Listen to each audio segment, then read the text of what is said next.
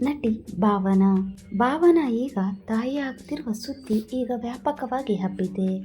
ಅವರೀಗ 6 ತಿಂಗಳ ಗರ್ಭಿಣಿಯಾಗಿದ್ದು ಅವಳಿ ಮಕ್ಕಳಿಗೆ ಜನ್ಮ ನೀಡುತ್ತಿದ್ದಾರೆ. IVF ಮೂಲಕ ಭಾವನಾ ಗರ್ಭ ಧರಿಸಿದ್ದು ಸೋಷಿಯಲ್ ಮೀಡಿಯಾದಲ್ಲಿ ಪರೋ ವಿರೋಧ ಟೀಕೆ ಹೆಚ್ಚಾಗುತ್ತಿದೆ.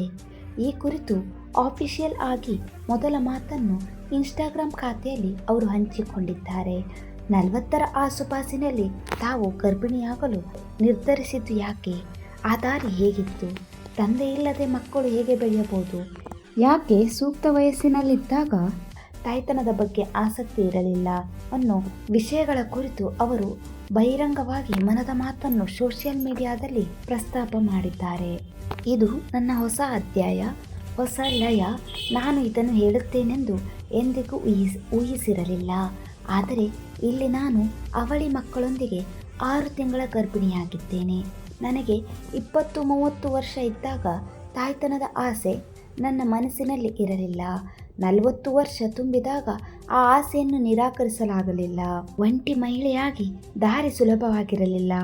ಅನೇಕ IVF ಸೆಂಟರ್ಗಳು ನನ್ನನ್ನು ತಿರಸ್ಕಾರ ಮಾಡಿದ್ದವು. ಬಳಿಕ ನಾನು ಡಾಕ್ಟರ್ ಸುಷ್ಮಾರನ್ನು ಭೇಟಿಯಾದೆ. ಅವರು ನನ್ನ ಮೇಲೆ ಯಾವುದೇ ಕೀಳು ಭಾವನೆ ಪಡೆದೆ ಸ್ವಾಗತಿಸಿದರು. ಅವರ ಬೆಂಬಲದೊಂದಿಗೆ ನಾನು ನನ್ನ ಮೊದಲ ಪ್ರಯತ್ನದಲ್ಲಿ ಗರ್ಭಿಣಿಯಾಗಿದ್ದೇನೆ. ನನ್ನ ತಂದೆ, ಒಡ ಹುಟ್ಟಿದವರು ಮತ್ತು ಪ್ರೀತಿ ಪಾತ್ರರು ಹೆಮ್ಮೆ ಪಟ್ಟಿದ್ದಾರೆ ಮತ್ತು ಪ್ರೀತಿಯಿಂದ ನನ್ನ ಪಕ್ಕದಲ್ಲಿ ನಿಂತರು. ಕೆಲವರು ನನ್ನ ಆಯ್ಕೆಯನ್ನು ಪ್ರಶ್ನಿಸಿದರು, ಆದರೆ ನನ್ನ ಮನಸ್ಸಿನಲ್ಲಿ ನಾನು ಎಲ್ಲದಕ್ಕೂ ಸಿದ್ಧಳಾಗಿದ್ದೆ. ನನ್ನ ಮಕ್ಕಳಿಗೆ ತಂದೆ ಇಲ್ಲದಿರಬಹುದು, ಆದರೆ ಅವರ ಕಲೆ, ಸಂಗೀತ, ಸಂಸ್ಕೃತಿ ಮತ್ತು ಪ್ರೀತಿಯಿಂದ ತುಂಬಿದ ಮನೆಯಲ್ಲಿ ಬೆಳೆಯುತ್ತಾರೆ.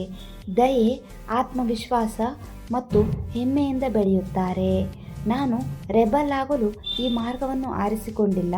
ನನ್ನ ಸತ್ಯವನ್ನು ಗೌರವಿಸಲು ನಾನು ಈ ಮಾರ್ಗವನ್ನು ಆಯ್ಕೆ ಮಾಡಿಕೊಂಡೆ. ನನ್ನ ಕತೆ ಒಬ್ಬಳು ಮಹಿಳೆಯಾದರೂ ತನ್ನನ್ನು ತಾನು ನಂಬುವಂತೆ ಪ್ರೇರೇಪಿಸಿದರೆ ಸಾಕು. ಶೀಘ್ರದಲ್ಲೇ 2 ಪುಟ್ಟ ಆತ್ಮಗಳು ನನ್ನನ್ನು ಅಮ್ಮ ಎಂದು ಕರೆಯುತ್ತವೆ ಎಂದು ಹೇಳಿದ್ದಾರೆ.